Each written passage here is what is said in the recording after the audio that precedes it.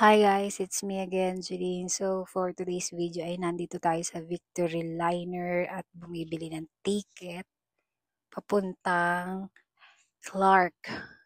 Yan, Clark Airport.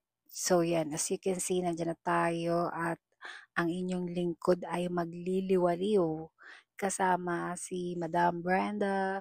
So pupunta kami sa Busuanga sa Palawan sa kanyang lupang sinilangan. Ang lupang sinilangan. So as you can see, nandito na tayo sa loob ng Clark Airport and hindi siya ganon karami ang tao that time.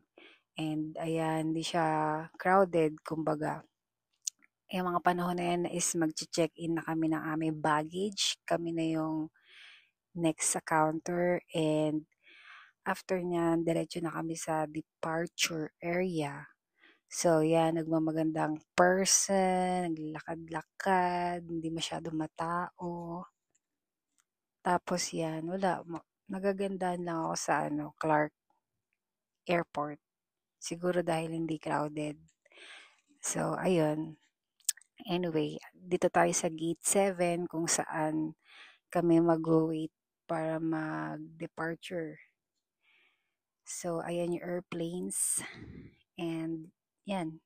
Ang napili naming airline is Sunlight Airlines.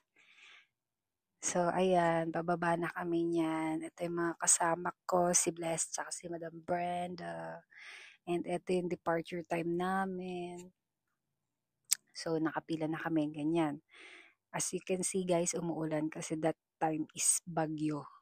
Ang lakas ng ulan, ang lakas ng hangin, pero walang makakapigil sa mga person. Laban.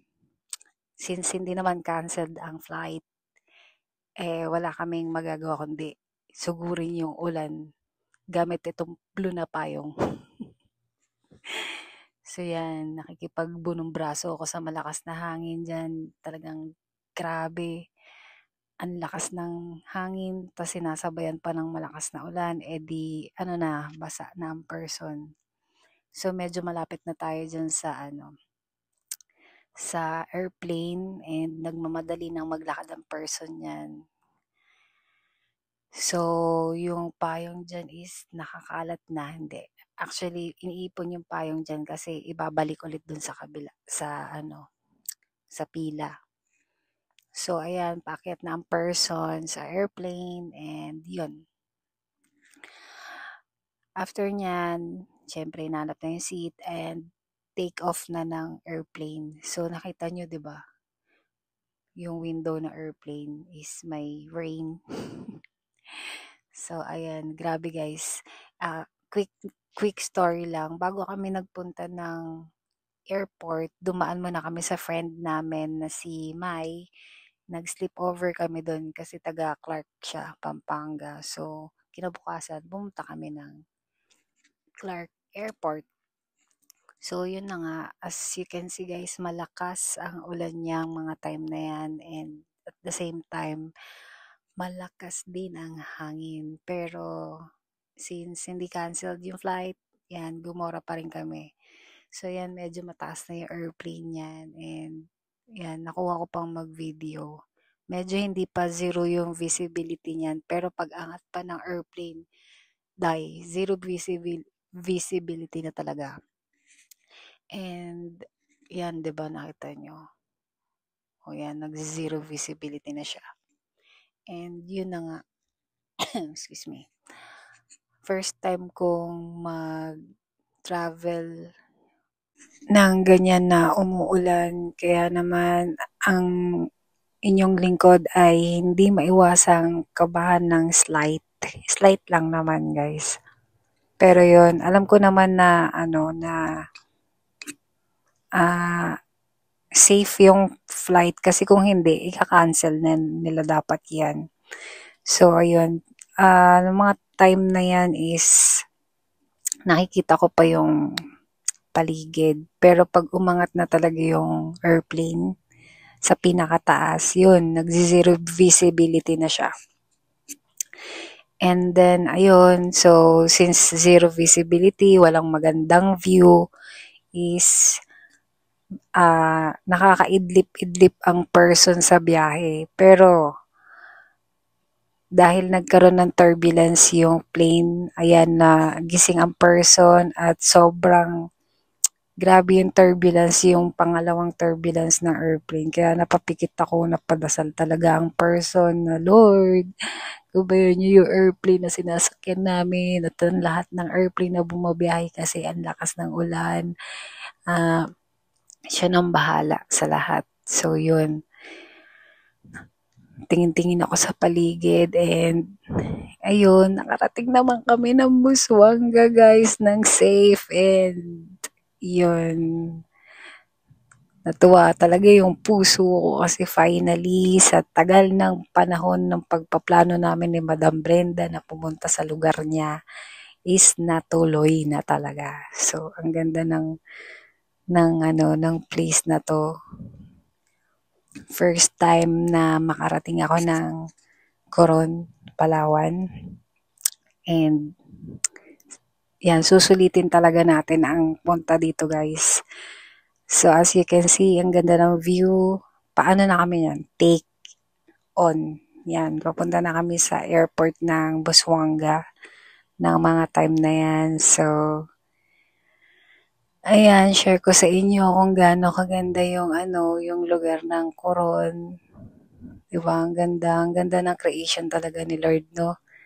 As in, wala na tayo dapat ibang gawin kundi enjoy yung ginawa niya na nature. Yan. So, pababa na ng pababa yung airplane yan. And, ayun, na yung kaba ko napapalitan na ng joy kasi malapit na kami mag-take on sa airport ng Busuanga. So, ayun guys, ito yung first day namin dito sa sa Coron. So, that time may nag-aantay na sa amin sa departure. Sa airport. May sundo na kami doon nag-aantay sa amin. So, ayun. Nag-take on na kami dyan and as you can see, pababa na ako neto. Kami palang tatlo. And welcome, Coron, Palawan! Wala lang, saya ko lang. Tapos yan, diba? Gulo ng hair ng person. So, ayun.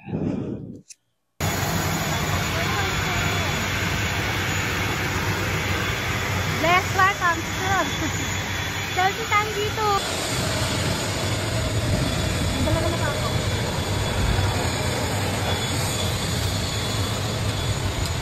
Welcome to Coron, Palawan. Welcome back, Dam.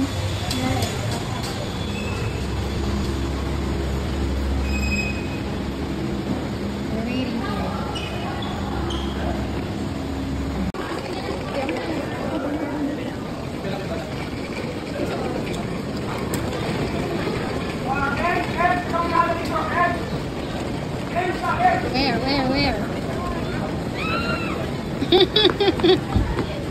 Sigaw.